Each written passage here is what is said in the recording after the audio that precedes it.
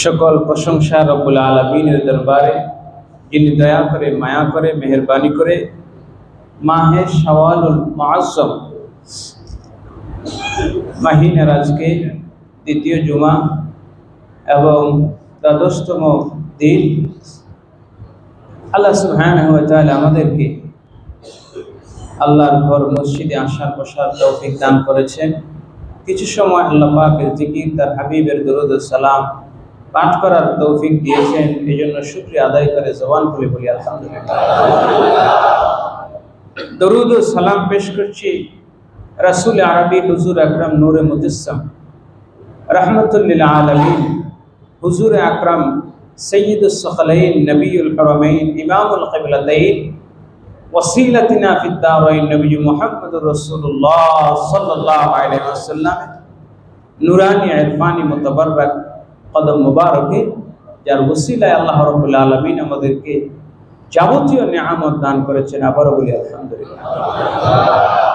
হাজিরিন, খুতবার শুরুতেই পবিত্র কোরআনের 114 সূরার মধ্যে অন্যতম একটি সূরা, সূরা আল আনফাল। সূরা আল আনফালের 60 নম্বর আয়াতে কারিমার কিছু অংশ তেলাওয়াত করেছি। এর আলোকে আজকে আমরা ইসলামের অন্যতম গুরুত্বপূর্ণ একটি বিধান জিহাদ সম্পর্কে জানব। জিহাদ কি এবং জিহাদ কাদের উপর ফরজ এবং জিহাদের বিধান, ইসলামের হুকুম কি, আমাদেরকে আল্লাহ রাব্বুল আলামিন জানা, বুঝা এবং তদানুযায়ী আমল করার তৌফিক দান করুন। সকলে বলে আমিন। হাজিরিন, জিহাদ এটি আমাদের শাব্দিকভাবে আমাদের মন এবং মস্তিষ্কে এমনভাবে এই শব্দটিকে বিরূপভাবে, নেগেটিভভাবে, এমনভাবে আমাদের মস্তিষ্কে, মনে, মেমোরিতে সেট করা হয়েছে যেটা শুনলেই আমরা সবাই একটা আতঙ্কে পড়ে যাই, আতঙ্কিত হয়ে যাই যে জিহাদ কি জিনিস। হাজিরিন, আল্লাহ রাব্বুল আলামিন যেমনিভাবে নামাজ ফরজ করেছেন, যেমনিভাবে রোজা ফরজ করেছেন, হজ ফরজ করেছেন, যাকাত ফরজ করেছেন, ঠিক তেমনিভাবে আমাদের উপরে জিহাদ কি করেছেন? কথা বলেন, সবাই বলেন না একটু। ফরজ। এই তো এবার সকলে বলি আলহামদুলিল্লাহ। ভয় পাওয়ার কিছু নেই। জিহাদ কি বলেন? ফরজ নাকি হারাম নাকি মুস্তাহাব? জিহাদ করা এটি আল্লাহ পাকের বিধান, ফরজ। এই জন্য আল্লাহ রাব্বুল আলামিন কোরআনে বারবার বলেছেন ওয়াজাহিদু ফিল্লাহি হাক্কা জিহাদি। অন্য জায়গায় বলেছেন কাতিলুহুম, তাদের সাথে তোমরা জিহাদ করো, কতল করো। জিহাদটা কি এবারে আমরা একটু জানি নি।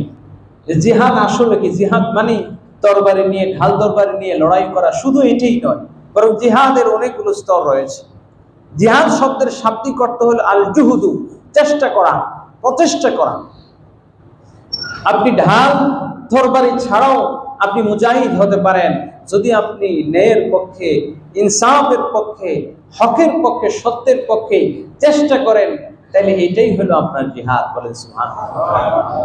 জিহাদের 3টে স্তর, একটা হলো মুখে, আরেকটা হলো হাতে, আরেকটা হলো মুখ এবং হাত পুরো দেহ দিয়ে, শরীর দিয়ে অংশগ্রহণ করা। বলেন সুবহানাল্লাহ। ইবনে কুদামা রাহমাতুল্লাহি আলাইহি তিনি একটা ঘটনা লিখতেছেন যে আমি যখন শাম দেশে রোম সম্রাট আক্রমণ করলো, জিহাদের জন্য আমি সকলকে মসজিদের মিম্বরে বসে সবাইকে উদাত্ত আহ্বান জানালাম, যে যার মতো অংশগ্রহণ করলো। একজন মহিলা এসে তার ক্ষীণকায়, জীর্ণ শীর্ণ শরীরের একটা ছেলেকে, বালক নিয়ে এসে বলল, এই ছেলেটাকে আপনি যেহেতু জিহাদের জন্য সবাইকে উদ্বুদ্ধ করেছেন, জিহাদের ব্যাপারে আপনি বয়ান করেছেন, সুতরাং আপনার বয়ানে উদ্বুদ্ধ হয়ে আমি আমার এই সন্তানটাকে আল্লাহর রাস্তায় জিহাদের ময়দানে পাঠিয়ে দিলাম। সঙ্গে সঙ্গে মহিলা বলল, আপনার কথায় অনুপ্রাণিত হয়ে সন্তানকে তো দিলাম, সে জিহাদে অংশগ্রহণ করবে, হয় গাজী হবে না হয় শহীদ হবে, কিন্তু আমিও এই জিহাদে অংশগ্রহণ করতে চাই। আমি আমার মাথার চুলগুলো কেটে, লম্বা চুলগুলো কেটে সেই চুল দিয়ে আমি রশি বানিয়ে দিয়েছি, আপনি এই রশিটা জিহাদের ময়দানে কোনো কাজে ব্যবহার করবেন, এর মাধ্যমেও আমি আমার অন্তত ক্ষুদ্র প্রয়াস নিয়ে মুজাহিদদের এই খেদমত করার মাধ্যমে আমিও জিহাদে অংশগ্রহণ করতে চাই বলি সুবহানাল্লাহ। হাজরিন, এই ছিল আমাদের পূর্বের জামানায় মা বোনদের এবং সন্তানদের, যুবকদের জিহাদের তামান্না। হাজরিন, আজকে আমরা জিহাদের কথা শুনলেই ভয় পাই। এমনকি এমন সময়ও গিয়েছে রাস্তার মোড়ে মোড়ে লেখা থাকতো যে জঙ্গি হওয়ার লক্ষণ আপনার ছেলে যদি মসজিদে নামাজ পড়ে, কারোর সাথে না মিশে, সবসময় মসজিদে গিয়ে নামাজ পড়ে, টুপি পাঞ্জাবি টুপা পড়ে আর জিহাদি বই পড়ে, তাইলে বুঝলেন আপনার ছেলেটা জঙ্গি হয়ে যাচ্ছে, সুতরাং সাবধান। এরকম লেখা রাস্তার মোড়ে আপনারা দেখছেন কিনা? কথা বলে দেখেছেন কিনা? তার মানে এই জিনিসটা থেকে, জিহাদ থেকে আমাকে আপনাকে যে সরিয়ে ফেলা হলো, সরানো হলো, এটাও ইহুদিদের চক্রান্ত। কারণ রাসূল সাল্লাল্লাহু আলাইহি ওয়াসাল্লাম যদি জিহাদের গুরুত্ব নাই থাকতো, নবীজি নিজে স্বয়ং ২৭টা যুদ্ধে অংশগ্রহণ করেছেন। কয়টা? কয়টা বলেন? ২৭টা। এগুলো বলা হয় গাজওয়া। আর যেগুলো নবীজি নিজে যান নাই, লোক পাঠিয়েছেন, এগুলোকে বলা হয় সারিয়া। এরকম প্রায় ৮০টিরও অধিক সারিয়া প্রেরণ করেছেন। প্যারা হাজরিন, নবীজি জীবনে হজ করছেন কয়বার বলেন? কয়বার? হজ ফরজ হওয়ার পর জীবনে একবার হজ করছেন। জিহাদ করছেন কয়বার? ২৭ বার। আমি আপনি টাকা হইলে মনে করি যে বারবার হজে গেলাম, খুব বহুত কাজ করে ফেললাম, টাকা হইলো ৬-৭ লাখ টাকা দিয়ে আমি হজে চলে গেলাম, বহু সওয়াবের কাজ করে ফেললাম, কিন্তু জিহাদের ফরজের দ্বারা কাছেও নাই। হাজরিন, এই জন্য আমার আল্লাহ রাব্বুল আলামিন কোরআনের সূরা আনফালের মধ্যে ঘোষণা করছেন, ওয়া'ইদ্দু মাসতাতা'তুম, ও দুনিয়া, ওয়া'ইদ্দু লাহুম, ও আমার বান্দারা শোনো শোনো, জিহাদ আমি আল্লাহ যেমন ফরজ করেছি, আমি আল্লাহ যেমন হজ ফরজ করেছি, তেমন জিহাদও ফরজ করেছি। সুবহানাল্লাহ। আমি আল্লাহ হজে যাওয়ার জন্য হজের পথের পাথেয় নেওয়ার কথা বলেছি। হজে যাওয়ার সময় তোমরা পাথেয় গ্রহণ করো, এটাও আমি আল্লাহর বিধান। জিহাদে যাওয়ার সময় জিহাদের অস্ত্র শস্ত্র সংগ্রহ করো, এটিও আমি আল্লাহর বিধান। বলেন সুবহানাল্লাহ। আল্লাহ বলেন, ওয়া'ইদ্দু লাহুম, তোমরা তাদের জন্য প্রস্তুত করো, মাসতাতা'তুম, তোমাদের যার যেটুকু সামর্থ্য আছে, মিন কুওয়াতিন, শক্তি, যার যেটুকু শক্তি আছে এই শক্তি সামর্থ্য দিয়ে তোমরা জোগাড় করো, মির রিবাতিল খাইল, অশ্ববাহিনী তৈরি করো। কি বাহিনী? রিবাতুল খাইল। খাইল মানে অশ্ববাহিনী। অশ্ববাহিনী প্রস্তুত করা, তার মানে যুদ্ধের জন্য যুদ্ধ সরঞ্জাম তৈরি করা, যুদ্ধের জন্য যুদ্ধ সরঞ্জাম প্রস্তুত করা, এটিও নির্দেশ কার? কথা বলেন। ওই যুগে যেহেতু তরবারি দিয়ে, ঘোড়া দিয়ে যুদ্ধ করা হতো, সুতরাং ঘোড়া কেনার কথা, ঘোড়াকে প্রস্তুত করার কথা, ঘোড়াকে প্রস্তুত করে ঘোড়সওয়ার বাহিনী প্রস্তুত করার নির্দেশ কার? এই যুগে ঘোড়া দিয়ে যুদ্ধ করা হয় না, এই যুগে বিমান দিয়ে যুদ্ধ করা হয়।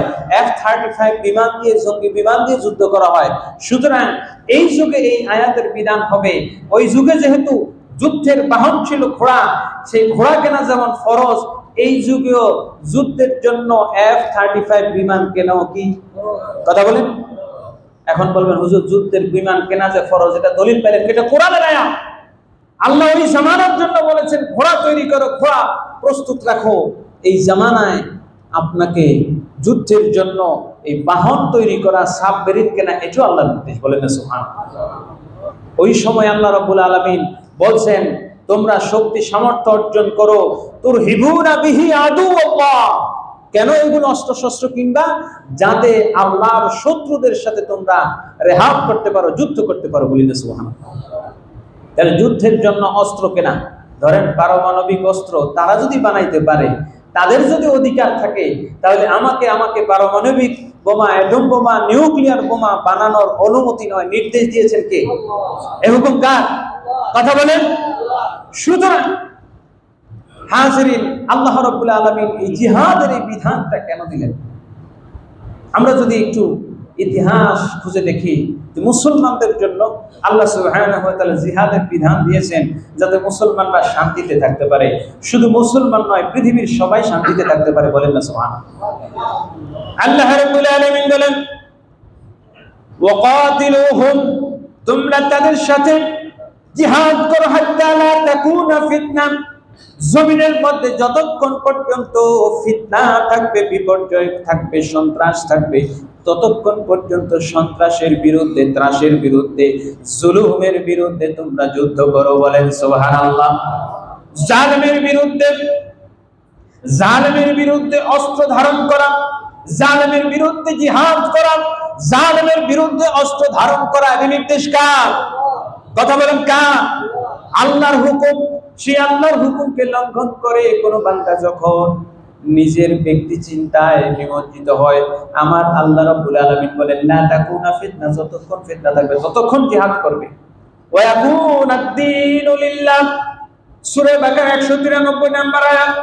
আল্লাহ বলেন যতক্ষণ ফিতনা থাকবে, জমিনে ইসরাইল জালেম শক্তি থাকবে, ততক্ষণ তাদের বিরুদ্ধে তোমাদেরকে কি করতে হবে?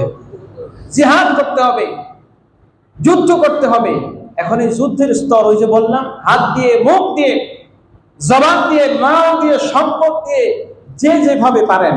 একজন নারী যেভাবে তার যা ছিল সন্তানকে দিয়েছেন, মাথার চুল ছিল সেটা দিয়ে দড়ি বানিয়ে দিয়েছেন, বেনির মতো করে দড়ি বানিয়ে দিয়েছেন, এটাও জিহাদের ময়দানে কাজে লেগেছে। সুতরাং জিহাদের ময়দানে আপনার যেটা সামর্থ্য আছে, জবান দিয়ে হলে, হাত দিয়ে হলে, আপনি যদি জিহাদ করেন, মজলুমের পক্ষে থাকেন, তাহলেও আপনি মুজাহিদ। বলেন সুবহানাল্লাহ।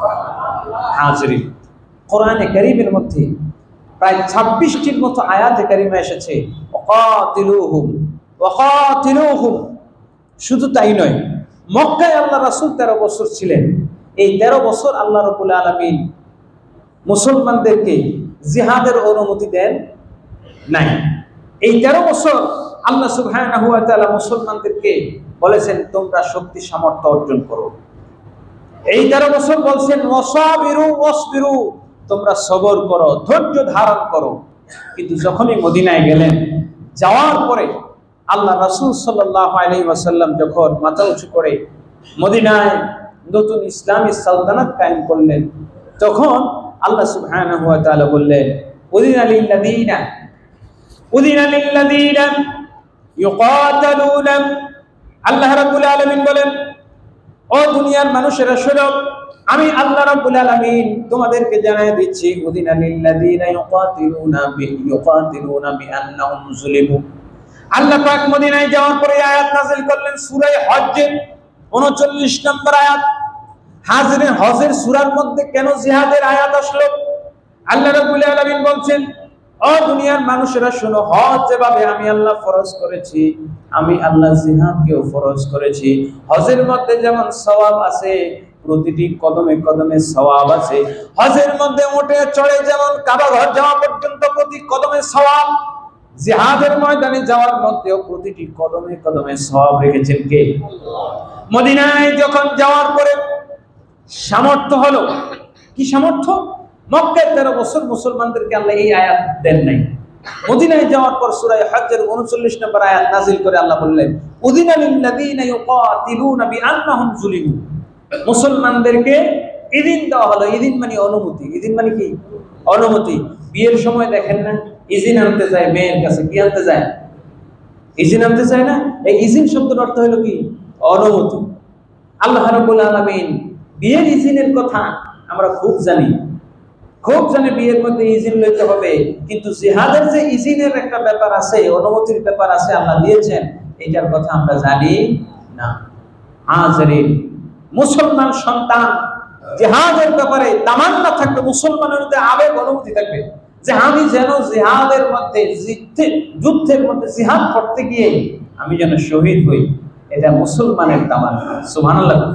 হযরত ওমর রাদিয়াল্লাহু তাআলা সব সময় আল্লাহর কাছে দোয়া করতেন, আল্লাহুম্মা রযুকনি শাহাদাতান ফি সাবিলি ওয়ারযুকনি শাহাদাতান ফি বালাদি নবিয়্যিক। সুবহানাল্লাহ। দুইটা জিনিসই চাইতেন। আমরা তো শুধু মক্কা মদিনার প্রেম অবশ্যই আমাদের হৃদয়ের সবচেয়ে বেশি, ঠিক কিনা বলেন? মক্কা মদিনার ভালোবাসা আমাদের ঈমানদারের মধ্যে সবচেয়ে বেশি। তো ওমর দুইটা ভালোবাসাই চাইছেন। দেখেন, নবীজি বলছেন যে ব্যক্তি মদিনায় মারা যাবে, আমি নবীর শাফাআত তার জন্য ওয়াজিব হয়ে যাবে। সুবহানাল্লাহ। ওমর বললেন একটা তো পাইলাম, আরো একটা নবীজি বলেছেন, যে ব্যক্তি শহীদ হবে ওই ব্যক্তি মৃত্যুর পরেও জীবিত থাকবে। সুবহানাল্লাহ, এটি কথা আল্লাহ। আল্লাহ বলেন, ওয়ালা তাহসাবান্নাল্লাযীনা কুতিলু ফি সাবিলিল্লাহি আমওয়াতা বাল আহইয়া ইনদা রাব্বিহিম ইউরযাকুন। যারা আল্লাহর রাস্তায় শহীদ হয় তাদেরকে তোমরা মৃত বলো না। সুবহানাল্লাহ। 2013 সালের ঘটনা, ইয়েমেনে একজন সাহাবীর কবর ভাঙা হলো। এই 1500 বছর পরেও তার কবর থেকে জিন্দা তার শরীরটা বেরিয়ে আসছে। সুবহানাল্লাহ। উহুদের যুদ্ধে রাসূল সাল্লাল্লাহু আলাইহি ওয়াসাল্লাম যে সকল সাহাবায়ে কেরাম 70 জন শহীদ হইলেন, উহুদের প্রান্তরে তাদেরকে দাফন করা হলো। হযরত আমির মুআবিয়া রাদিয়াল্লাহু তাআলা 40 বছর পর মসজিদে আসলেন। তিনি সালতানাতে খলিফা ছিলেন। মুআবিয়া রাদিয়াল্লাহু তাআলা উহুদের ময়দানে খাল খনন করতে গিয়ে সাহাবী কবর পড়ে গেল, তার কবর খুলে গেল খাল খনন করতে গিয়ে। 40 বছর পর দেখা গেল সাহাবীর দেহের মধ্যে রক্তের দাগও এখনো শুকায় নাই। তাহলে সাহাবায়ে কেরাম নয়, শহীদরা যে তাদের কবরে জীবিত, এতে আমাদের কোনো সন্দেহ। ওমর রাদিয়াল্লাহু তাআলা তার দিলের মধ্যে মদিনারও প্রেম আছে, আবার মনের মধ্যে খাহেশ, মনের মধ্যে আশা আকাঙ্ক্ষা যে আল্লাহ আমাকে যেন শাহাদাতের মওত দেন। দুইটাই দোয়া করতেন, আল্লাহ আপনি আমাকে শাহাদাতের মওত দিবেন, আবার মদিনায়ও দিবেন। সুবহানাল্লাহ। মদিনায় থাইকা শাহাদাতের মওত সম্ভব না, কারণ মদিনায় তো কোনো যুদ্ধ নাই। মদিনায় কোনো যুদ্ধ নাই। যুদ্ধ করতে হলে মদিনার বাইরে যেতে হবে, অমুসলিমদের রাজ্যে যেতে হবে। কিন্তু আল্লাহ পাক তার এই দোয়া যেহেতু চেয়েছেন, মন থেকে কবুল করেছেন। আবু লুলু ফিরোজ মাজুসি অগ্নি পূজক তাকে শহীদ করে দিয়েছে, মদিনায় ইন্তেকাল করেছেন এবং শাহাদাতের মওত তার লাভ হয়েছে। সুবহানাল্লাহ। এই জন্য আল্লাহ রাব্বুল আলামিন মুসলমানদেরকে জানিয়ে দিচ্ছেন, ও পৃথিবীর মুসলমানরা শোনো শোনো, এই জগতের বুকে মুসলমানরা শক্তি দিয়ে যুদ্ধ করে না, তাদের নিউক্লিয়ার বোমা লাগে না, অ্যাটম বোমা লাগে না। ইমানি কুওয়াত, ইমানি জজবা, ইমানি কুওয়াত যদি থাকে, মুসলমানের সামনে কেউ দাঁড়াতে পারে না। ঠিক কিনা বলেন? 1965 সালে হিন্দুস্তান থেকে শত শত 400-500 ট্যাঙ্ক নিয়ে রওনা হলো। সকালবেলা তারা ওইখানে গিয়ে নাস্তা করবে। আপনারা যারা মুরব্বীরা আছেন এই ইতিহাস জানেন কিনা বলেন? 65 সালে যুদ্ধ হলো, অসম যুদ্ধ। তাদের এই ট্যাঙ্কগুলো, সমস্ত ট্যাঙ্কগুলোর মধ্যে 1-150 ট্যাঙ্ক একেবারে গুড়িয়ে দেওয়া হলো। কারণ ওই জায়গার মধ্যে আল্লাহর এমন কিছু জানবাজ বান্দারা ছিলেন যারা নিজ ওতনকে, যারা নিজ মাতৃভূমিকে, পাক ভূমিকে, পাক জমিনকে আজাদের জন্য জীবন দিয়েছেন, যার ফলে 1965 সালের যুদ্ধে তারা কিছুই করতে পারে নাই। বলেন না সুবহানাল্লাহ। হাজরিন, তো আল্লাহ রাব্বুল আলামিন মুসলমানদেরকে জিহাদে নামায়া দিয়ে যে তোমরা যুদ্ধ করো, আমি তোমাদেরকে নামায়া দিলাম, শুধু এই কথা বলেন নাই। আল্লাহ পাক জিহাদের সর্বপ্রথম অনুমতি দেই যে আয়াতের মাধ্যমে দিলেন। এই আয়াতে আল্লাহ বলছেন যে জিহাদে তোমাদেরকে পাঠিয়ে দিয়ে ক্ষান্ত হয়নি, বরং সঙ্গে সঙ্গে এই আয়াতের মধ্যে আল্লাহ জিহাদে যারা যাবে তাদেরকে সাহায্যের প্রতিশ্রুতিও দিয়েছেন। আল্লাহ বলেন, উযিনা লিল্লাযীনা ইউকাতিলুনা বিআন্নাহুম যুলিমু, যারা মাজলুম হয়েছে, মাজলুমদেরকে জুলুমের বিরুদ্ধে রুখে দাঁড়াবার অধিকার দিয়েছেন আমার আল্লাহ। সঙ্গে সঙ্গে আল্লাহ বলছেন, কারণ মাজলুম যেহেতু জুলুমের শিকার হয়েছে, সে প্রতিরোধ করবে, প্রতিবাদ করবে। এটি বিধানকার। আর আমরা যত মাইল খাই আরো মাইল দেন, সমস্যা নাই। হাজরিন, এরপরে আল্লাহ বলছেন, ওয়া ইন্নাল্লাহা আলা নাসরিহিম লাকাদির। জিহাদের অনুমতি দিয়ে আল্লাহ এরপরে বলছেন, ওয়া ইন্নাল্লাহা, নিশ্চয়ই আল্লাহ, আলা নাসরিহিম, যারা জিহাদে যাবে, আল্লাহর রাস্তায় যারা জিহাদ করতে যাবে, তাদের জিহাদে যাওয়ার পর আমি আল্লাহ তাদেরকে সাহায্য করব। বলেন সুবহানাল্লাহ। দেখেন, মুসলমানরা পৃথিবীতে যতগুলো যুদ্ধ করেছে, কোন যুদ্ধই শক্তি দিয়ে হয় নাই। শক্তি দিয়ে হয় নাই, জনবল দিয়ে, সৈন্য বাহিনী দিয়ে হয় নাই। আপনি বলবেন যে আমি যুদ্ধ করবো, জিহাদ করবো, সৈন্য কই, সামন্ত কই? আপনার যেইটুকু আছে আপনি এইটুকু নিয়ে ছাপিয়ে পড়বেন। এটি হলো ইসলামের কথা, এটি ইসলামের বিধান। হ্যাঁ, আপনাকে জিহাদে যাওয়ার জন্য আপনি সর্বোচ্চটুকু দিবেন, আল্লাহ আপনাকে মদদ করবেন। সুবহানাল্লাহ। যেমন এই আয়াত নাযিল হওয়ার পর রাসূল সাল্লাল্লাহু আলাইহি ওয়াসাল্লামকে জিহাদের অনুমতি দেওয়ার পর নবীজি সাল্লাল্লাহু আলাইহি ওয়াসাল্লাম দেখলেন যে আবু সুফিয়ান 1000, আবু লাহাব, আবু জাহেল 1000 সৈন্য নিয়ে আসছে। 1000 সৈন্য নিয়ে আসছে। তাদের মধ্যে প্রতিদিন একটা করে উট জবাই করা হয়। 700ই ছিল ঘোড়সওয়ার। কয়শো? 700ই ছিল ঘোড়সওয়ার। পর্যাপ্ত অস্ত্রশস্ত্র ছিল। মুসলমানদের মাত্র 313 জন। দ্বিতীয় হিজরির 17ই রমজান মাস না খেয়ে ঘোড়া হলো মাত্র 2টা। নবীজি যদি চিন্তা করতেন যে আমার যুদ্ধ অস্ত্র নাই, আমার বোম রসদ নাই, তরবারি নাই, ঢাল তরবারি কিচ্ছু নাই, সুতরাং আমি যুদ্ধে যাব না, এই অসম যুদ্ধে আমি যাব না। আল্লাহ রাব্বুল আলামিন বলছেন, তোমাদেরকে জিহাদের অনুমতি দিয়েছি, নির্দেশ দিয়েছি, তোমাদের কাজ হলো জিহাদে নামা। জয় পরাজয় দেওয়ার মালিক কে? কথা বলেন। সাহায্য করার মালিক কে? আল্লাহ রাব্বুল আলামিন বলেন, ও আমার বান্দারা শুনুন, আল্লাযীনা উখরিজু মিন দিয়ারিহিম বিগাইরি হাক্কিন ইল্লা আন ইয়াকুলু রাব্বুনা আল্লাহ। যে মানুষগুলো তাদের গৃহ থেকে বিতাড়িত হয়েছে, 2017 সালে যে মানুষগুলো আরাকান থেকে বিতাড়িত হয়েছে, নিজ মাতৃভূমি থেকে বিতাড়িত হয়েছে, ওই মানুষগুলোকে নিজ মাতৃভূমি রক্ষায়, নিজ মাতৃভূমিকে অর্জন করার জন্য জিহাদের অনুমতি নির্দেশ দিয়েছেন কে? হাজরিন, এই কথাগুলো আমরা এই জন্য জানার বিষয়, বোঝার বিষয় যে আসলে জিহাদ বলতে আমরা যে ভয় পাই, জিহাদ বলতে একেবারে অনেক বড় কিছু না। আপনি আপনার সামর্থ্য অনুযায়ী আপনি লেখালেখি করতে পারেন, আপনি কলম দিয়ে জিহাদ করেন। যেমন নবী সাল্লাল্লাহু আলাইহি ওয়াসাল্লাম যখন জিহাদে যাইতেন, কিছু সাহাবী নিয়ে যাইতেন।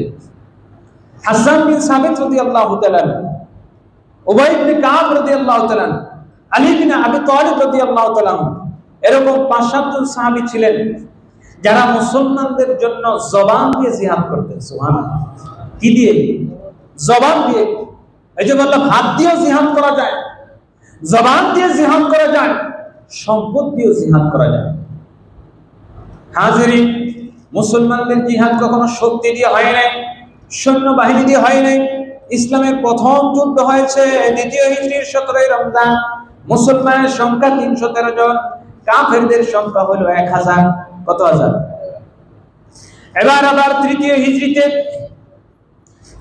হিজরিতে হলো আবার উহুদের যুদ্ধ সংগঠিত হলো। উহুদের যুদ্ধের ইতিহাস খুঁজে দেখেন, সেখানে মুসলমানদের সৈন্য মাত্র 700 জন। কয়জন? মাত্র 700 জন। 1000 নিয়ে বের হয়েছেন, 300 জন নিয়ে আব্দুল্লাহ ইবনে উবাই ইবনে সুলুল কেটে পড়েছে। তার উপরেও নবীজি 700 নিয়ে উহুদের ময়দানে হাজির হয়েছে। কিন্তু বিপরীত দিকে কাফেরদের সৈন্য ছিল 3000। কয় হাজার? প্রত্যেকটা যুদ্ধের ইতিহাস দেখেন। খন্দকের যুদ্ধ শুরু হলো, খন্দকের যুদ্ধে মুসলমানদের সৈন্য হলো মাত্র 3000। কত হাজার? 3000।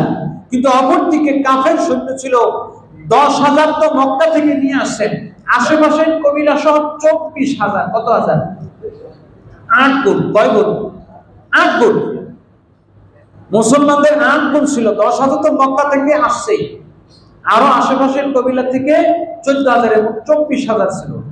মুতার যুদ্ধে যখন রাসূল সাল্লাল্লাহু আলাইহি ওয়াসাল্লাম প্রেরণ করলেন মুতার যুদ্ধে, সেখানে মাত্র 3000 ছিল। কিন্তু সেখানে মুতার যুদ্ধে কাফের সৈন্য ছিল 1 লক্ষ। কত লক্ষ? 1 লক্ষ। এরপরে ইয়ারমুকের যুদ্ধে রাসূল সাল্লাল্লাহু আলাইহি ওয়াসাল্লাম এর সাহাবী হযরতে খালিদ সাইফুল্লাহ, আল্লাহর তরবারি খালিদ বিন ওয়ালিদ রাদিয়াল্লাহু তাআলা আনহুর নেতৃত্বে পাঠানো হলো। সেখানে 40,000 সৈন্য পাঠালেন। কত হাজার? কিন্তু ইয়ারমুকের যুদ্ধে সম্রাট ইয়াজদিগারদের তার বাহিনী ছিল 2,40,000। কত? মানে 2 লক্ষই আরো বেশি। হাজরিন, কাদেশিয়ার যুদ্ধে মুসলমান সৈন্য সংখ্যা পাঠাইলেন মাত্র 80,000। 8,000, মাত্র 8,000 মুসলমানদের সৈন্য ছিল। কাদেশিয়ার যুদ্ধে মুসলমানদের বিরুদ্ধে সৈন্য ছিল 60,000। কত হাজার? এরপরে স্পেন যখন বিজয় হয়, এই 550 বছর স্পেন মুসলমানরা আন্দালুসিয়া রাজত্ব করেছে, শাসন করেছে স্পেনে।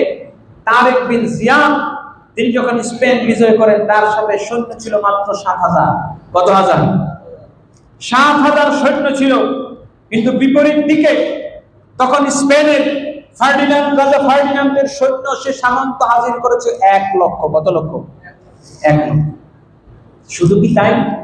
ইতিহাস খুঁজে দেখেন যে মুসলমানদের জিহাদের প্রেরণা, জিহাদ মুসলমানরা শক্তি দিয়ে করে নাই, দৈহিক শক্তির বলে করে নাই, অস্ত্রের শক্তির বলে করে নাই।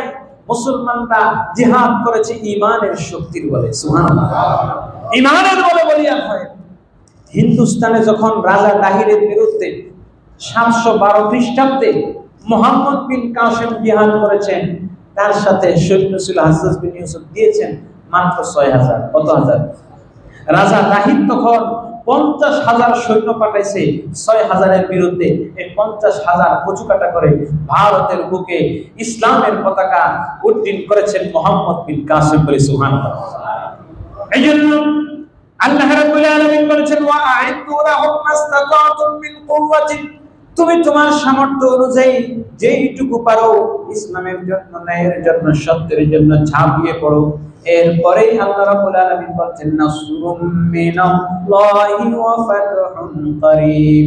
শোনো শোনো, তুমি তোমার সর্বাত্মক দিয়ে প্রচেষ্টা করবা, আমি আল্লাহ আসমানি মদদ তোমার জন্য রেখে দেব বলে। সুবহানাল্লাহ। আর জোরে বলে সুবহানাল্লাহ। বিশেষ করে মসজিদে আপনাদের প্রচেষ্টা দোতলায় দেখবেন ইনশাআল্লাহ নতুন ফ্যান লাগানো হয়েছে। 3 তলায় দোতলার ফ্যানগুলো দেওয়া হয়েছে। দোতলায় ইনশাআল্লাহ আপনাদের মুসল্লিদের গরমের মধ্যে যাতে একটু আরামে আল্লাহর ইবাদত বন্দেগী করতে পারেন, আমাদের মসজিদ কমিটির ব্যবস্থাপনায় সেই ব্যবস্থা করা হয়েছে। আল্লাহ কবুল করেন, সকলে বলি আমিন।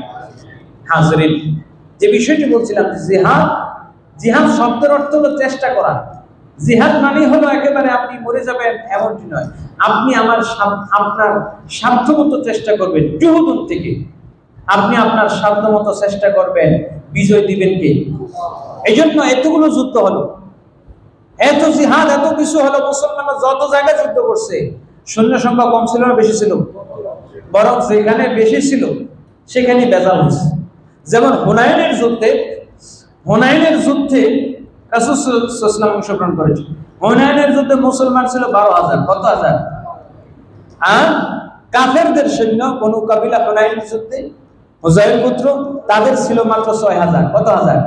কাফেরদের চাইতে মুসলমানদের সংখ্যা কি ছিল? বেশি ছিল। বেশি থাকার কারণে শত্রু বাহিনীকে এমন দুর্বল মনে করছে। এই জন্য হুনাইনের যুদ্ধে মুসলমানরা প্রথম দিকে একটু মাইর খেয়েছে, পরে বিজয় অর্জন করছে। বলেন না সুবহানাল্লাহ।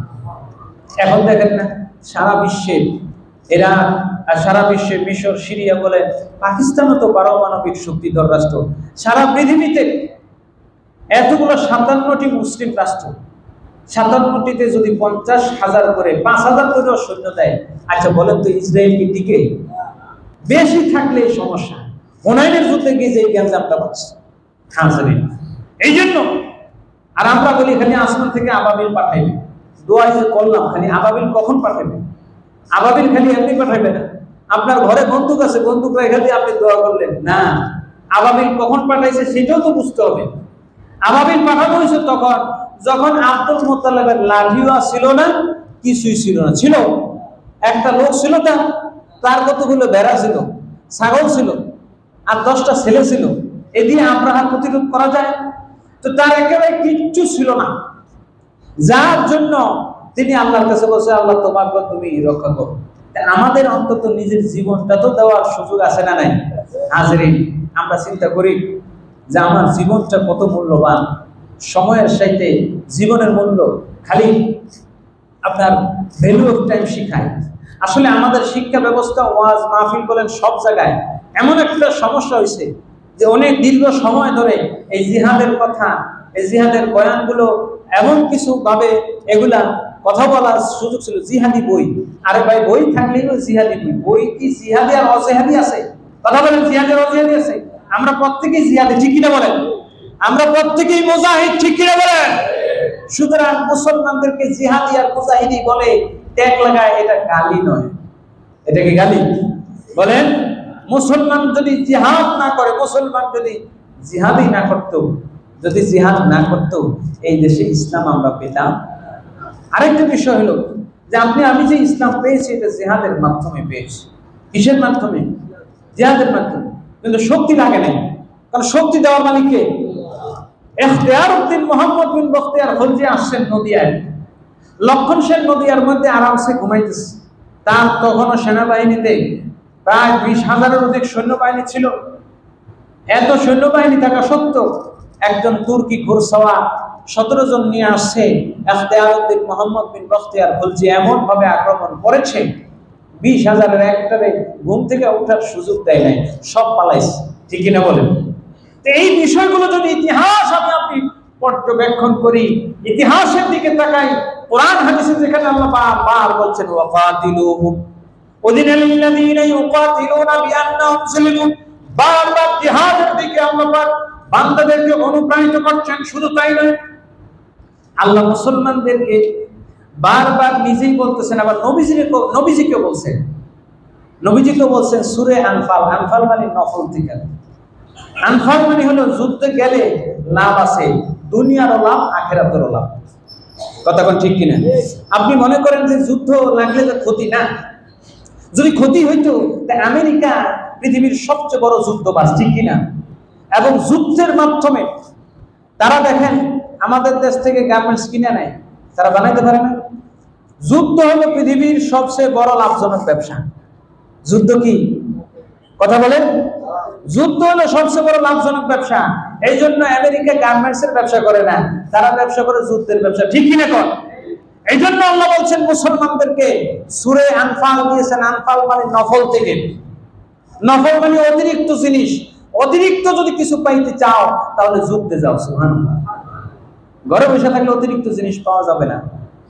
এই জন্য আল্লাহ পাক তার হাবিবকে বলছেন ইয়া আইয়ুহান নাবিয়্যু হাররিদিল মুমিনিনা আলাল কিতাল। ও আমার নবীজি শুনেন, আপনি আপনার উম্মতদেরকে, আপনি আমার বান্দাদেরকে জিহাদের প্রতি উৎসাহিত করেন। সুবহানাল্লাহ। নবীজিকে আল্লাহ বলছেন ইয়া আইয়ুহান নবী, হে নবী, হাররিদিল মুমিনিনা আলাল কিতাল, আপনি মুমিনদেরকে, মুসলমানদেরকে জিহাদের দিকে ইন্সপায়ার করেন, অনুপ্রাণিত করেন, ধাবিত করেন। বলেন সুবহানাল্লাহ। সুতরাং জিহাদের দিকে আহ্বান করেছেন কে? বলেন না, কে করেছেন? সুতরাং আল্লাহ রাব্বুল আলামিন যে জিহাদ আমাদের জন্য ফরজ করেছেন, আমরা সেই জিহাদকে ভুলে গিয়েছি। আবারও বলছি, জিহাদ মানে হলো চেষ্টা করা। জবান দিয়ে আপনি যদি অন্যায়ের প্রতিবাদ করেন, মাজলুমের পক্ষে বলেন, অন্তত একটা স্লোগানও দেন, এটাও আপনার এক প্রকার জিহাদ। ঠিক কিনা বলেন? আর সর্বোচ্চ জিহাদের সর্বোচ্চ স্তর হলো কিতাল, যুদ্ধ করা, মারামারি করা। এটাও ইসলামে আছে। জিহাদের সর্বনিম্ন স্তর হলো মুখে বলা, আর সর্বোচ্চ স্তর হলো যে কিতাল করা, অস্ত্র দিয়ে। হাজরিন, এই জন্য সূরা আনফালের মধ্যে আল্লাহ রাব্বুল আলামিন আনফাল শব্দটি আসছে নফল থেকে, অতিরিক্ত। মুসলমানরা যদি অতিরিক্ত কিছু কামাইতে চাও, সম্পদ, দেশের উন্নয়ন কিছু করতে চাও, তো উন্নয়ন করতে হলে দেশে যুদ্ধ করতে হবে। সুবহানাল্লাহ। কেমনে বলুন? দেখেন এই সূরাটার নাম হলো আনফাল, অতিরিক্ত লাভ, ইন্টারেস্ট। ইন্টারেস্ট মানে বুঝেন খালি সুদের, ব্যাংকের মধ্যে টাকা রাখা। মক্কা মদিনার উন্নয়ন হয়েছে, মুসলমানরা জিহাদ করেছে ইসলামের জন্য, আল্লাহ পাক অকাতরে তাদেরকে সম্পদ দিয়ে দিয়েছে। সুবহানাল্লাহ বলেন। এই জন্য তারা মুসলমানরা মক্কা মদিনার যত উন্নয়ন হয়েছে এগুলা খালি নিজেদের যাকাত ফিতরার সম্পত্তিই নয়, বরং অতিরিক্ত যেটা জিহাদের মাধ্যমে গনিমতের যে সম্পদ এসেছে, আল্লাহ সুবহানাহু ওয়া তাআলা তার মাধ্যমে মুসলমানদের এই উন্নয়ন ঘটানোর একটা সুযোগ দিয়েছেন। সুবহানাল্লাহ। এই জন্য যে মূল বিষয়টি বলার উদ্দেশ্য আজকে, যে জিহাদ, কালেমা, নামাজ, রোজা, হজ, যাকাত যেমন ফরজ, জিহাদটাও কি? বলেন না কেন আপনারা? জিহাদ কি নাকি নফল? ফরজ। শুধু তাই নয়, জিহাদ এমন একটা ইবাদত, জিহাদের মধ্যে গেলে আমার আল্লাহ রাব্বুল আলামিন বলছেন সেখানে নামাজও কসর করার সুযোগ দিয়েছেন। সুবহানাল্লাহ। জিহাদের মধ্যে যখন যাবে, আমার আল্লাহ বলছেন তুমি তোমার সাধ্যমতো চেষ্টা করবা, 313 জন নিয়ে আমি আসমান থেকে 3000 পাঠায় দেবো। সুবহানাল্লাহ।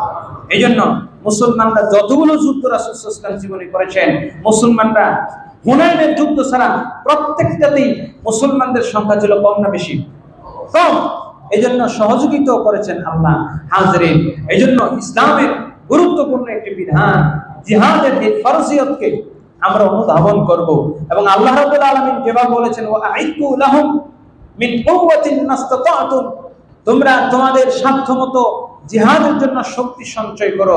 নবীজি নিজেও তিনটা প্রতিযোগিতা করেছেন, একটা হলো ঘোড়দৌড়, আরেকটা হলো তীরন্দাজ, আরেকটা হলো দুর্নিক্ষেপ জিনিস। এই তিনটা জিনিসের প্রতিযোগিতা নবীজি বলেছেন তোমরা করবা, তোমাদের সন্তান থেকে ঘোড়ার মধ্যে আরোহণ করতে যেতে পারে এবং এইভাবে প্রশিক্ষণ দাও। আমরা তো বলা পারবে সেভাবে আমাদের সন্তানদেরকে শিক্ষা দেই না। হাজিরিন, রাসূল সাল্লাল্লাহু আলাইহি ওয়াসাল্লাম বলেছেন আল জান্নাতু, এই হাদিসটা বলে শেষ করে দিচ্ছি, আল জান্নাতু তাহতা জিলালিস সুয়ুফ, তরবারির ছায়ার নিচেই রয়েছে জান্নাত। বলেন না সুবহানাল্লাহ।